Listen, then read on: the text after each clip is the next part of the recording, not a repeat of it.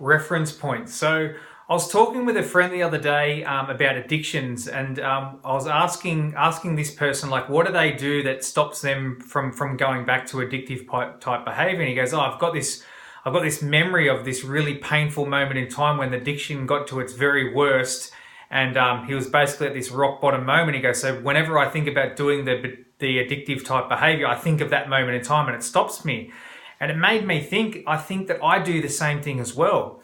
Like when the idea or the thought jumps into my head about doing some kind of addictive behavior, I think about them really low points that the addictions led me to. So whether it be the low points of me being in jail, away from my family, away from my friends, not being able to things I wanted to do in life, just feeling really down, low, defeated, the panic attacks, the anxiety, the depression that comes from it all. I just think back to those moments, and I didn't actually realize that it was a strategy or a way of doing something that helps. But the more people I've talked to, seems like they do the same thing. So I encourage people to focus on these powerful reference points. When you're about to make a decision and do something that you know you shouldn't be doing, think of what's the reference point. When's the time that's led to something negative from this before? So it's not just when it comes to like drugs or alcohol or gambling or addictive type behaviors. These reference points can be used in anything in life. You can use it in relationships. So when you get into when you're in relationships with negative people and you've been in a relationship with that kind of person before and you just know how it's going to end,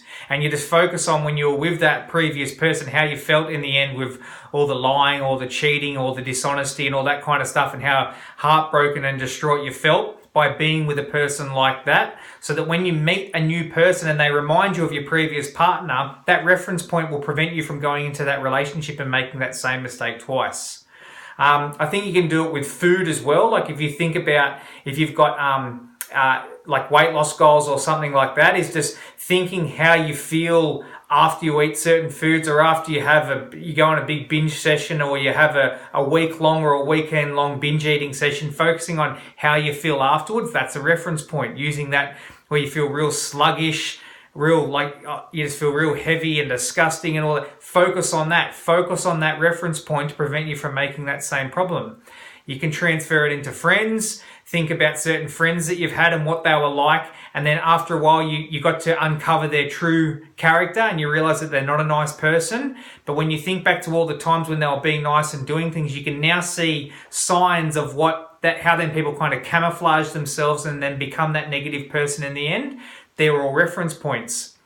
I've made another video about narcissists, and learning what they're like. Like now I've got a sixth sense for it. I can tell by a person's facial expressions, the way a person laughs, the kind of haircut they've got, the way they dress, the way they walk.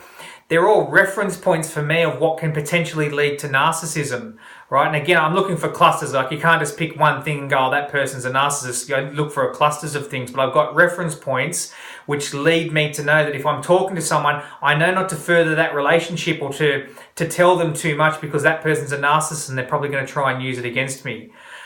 There would be other things like when you have arguments or disagreements with people, just learning, well, what were the things that led up to that point? What were the conversation topics we were talking about?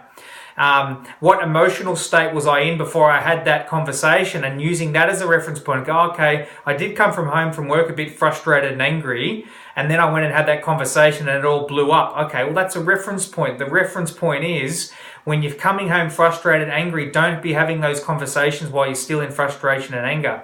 Use my resilience technique, switch off the frustration and anger, go back to your calm or confident, authentic self, and then have that conversation. Right, so it's really utilizing these reference points to help you keep on track. It's like when you're going off track, you hit a reference point. It's designed to bring you back in and center you back to your life's purpose and back to making good decisions. All right, guys, hope that helps.